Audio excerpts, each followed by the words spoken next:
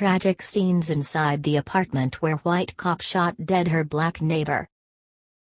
Heartbreaking first photos from inside Botham Jean's Dallas apartment shows leftover food and materials the 26-year-old had been reading when he was shot to death last Thursday by an off-duty white police officer who claimed she thought the residence was her own. Inside Edition obtained footage from the Southside Flats apartment which shows a half-eaten cereal bowl Jean was eating from, as well as the autobiography of Gucci Mane he had been catching up on. On a piece of furniture near the couch, a phone case, TV remote and 2 white sheets of paper are seen. On the couch, a large stack of pillows and blankets. Over on the floor, one flip-flop belonging Jean is lodged slightly underneath the living room cushion. The family's attorney, Lee Merritt, told Inside Edition he visited the complex hoping to find answers to better understand the motive behind the slaying. Merritt said, however, he didn't find anything that provided clarity. When the Dallas attorney was asked if he believed Officer Amber Geiger knew her black upstairs neighbor whom she gunned down, he replied, "Not in the sense that most people think. Not, like a past relationship." Geiger claimed in her affidavit that Jean's door was already ajar when she entered and then she shot him dead after he ignored verbal commands. But video obtained exclusively by DailyMail.com, with the aid of a neighbor living on the same floor, shows that the doors in the apartment building have uniformly heavy metal fire doors that automatically slam shut if let go. A door could only be left ajar if it had been deliberately positioned that way with a door stopper. Further, as a second DailyMail.com video shows, Officer Geiger could not have used her key to force open the door of Jean, whose funeral was held today, despite claiming to have done so in her statement to Texas Rangers. At the very least, she would have been warned that she was at the wrong door because the unique electronically coded keys used in the Southside Flats building flash red if inserted in the wrong door. The neighbor, who lives 2 doors down from cop Amber Geiger, 30, but asked not to be named, said he did not believe the petite blonde would have been able to force her way in. Pointing to his own heavy metal door, the same as both Jean's and Geiger's, he said, "These are fire doors. You can't really leave it open. The key situation too, you can't get into any place, you can't. It's impossible.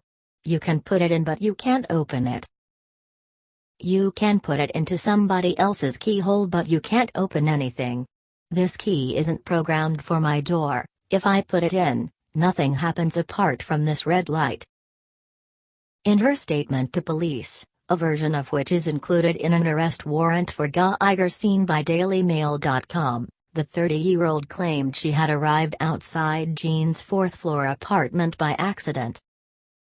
She said she had parked on the 4th floor of the parking lot instead of the 3rd and had gone to open the door of his apartment, assuming it was hers. Photos obtained by DailyMail.com do show that the corridors on both floors appear similar, but Jean's apartment had a red semicircular doormat outside, while Geiger's did not. Apartment door numbers are also clearly visible and lit up in neon, placed in a panel to one side of the door. According to Geiger's statement, Jean's door had been left slightly ajar and opened when she forced her key into the lock. Her statement is at odds with initial reports of the incident and with statements made by neighbors to the Jean family's attorney Merritt, who said they heard her banging and shouting, "Let me in, let me in." Another neighbor, a Costa Rican woman who also asked not to be named, said, "People say they heard her knocking and that doesn't make sense. I guess he must have opened the door and she saw a black man inside what she thought was her apartment and so she went ahead and shot him." Once inside, Geiger claimed in her statement that she thought Jean was a burglar and shot at him twice, hitting him once, fatally, in the chest. Video of the immediate aftermath shows her pacing the corridor and screaming, "Oh my God," repeatedly. Geiger turned herself into Kaufman County Police on Sunday evening, 3 days after the fatal shooting, and has now been charged with manslaughter and released on a $300,000 bond. She has so far declined to answer calls placed by DailyMail.com. DailyMail.com can also reveal that Geiger had made noise complaints about Jean to the building management in the days before his death. Her neighbor, a Hispanic man in his mid-20s, said she had been cross about him making noise early in the mornings. He said, she filed a noise complaint earlier on in the day which said that he had been making noise before she leaves for her shift. The family lawyer Merritt confirmed his account in an interview with CNN, telling the channel, "The only connection we have been able to make is that she was his immediate downstairs neighbor." There were noise complaints from the immediate downstairs neighbors about whoever was upstairs, and that would have been Botham. In fact, there were noise complaints that very day about upstairs activity in Botham's apartment. Botham received a phone call about noise coming from his apartment from the downstairs neighbor. According to Geiger's neighbor, the building's walls are soundproofed while the ceilings are not, a potential cause for conflict. "We can hear when somebody opens the door. You can't really hear anything through the walls, but you can definitely hear when somebody knocks or opens the door.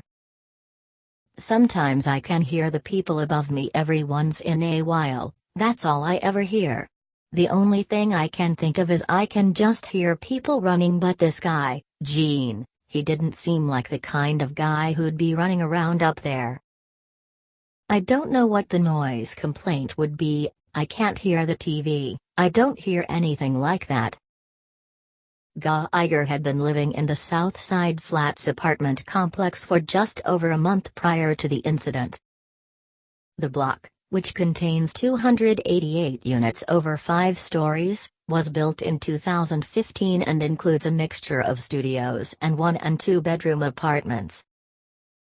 Prices at the block, in Dallas' rapidly gentrifying South Side area, start at $945 per month, rising to $2,435. The Dallas Police Headquarters on Lamar Street is directly next door.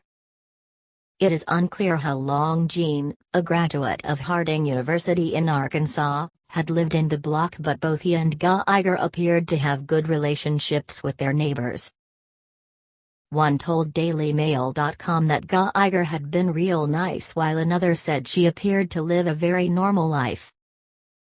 The man said, "She pretty much does the same thing I do, go to work, come home and sit on the balcony and have a cool beer, and that's about it." Another resident on the same floor as Geiger said, "I'd always say hi to her and she'd always say hi back, but we didn't speak much.